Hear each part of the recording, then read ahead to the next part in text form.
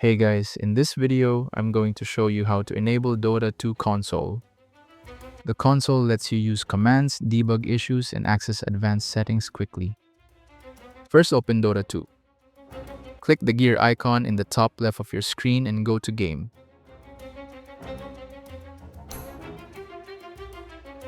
Select the Miscellaneous tab.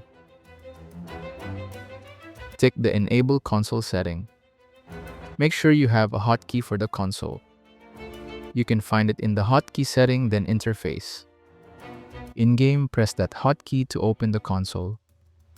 You can now enter commands like changing settings, showing FPS, or using practice cheats.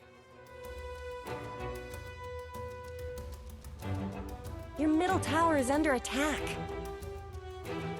Keep the console enabled if you use practice mode often, since many training commands require it. And that's how to enable Dota 2 console.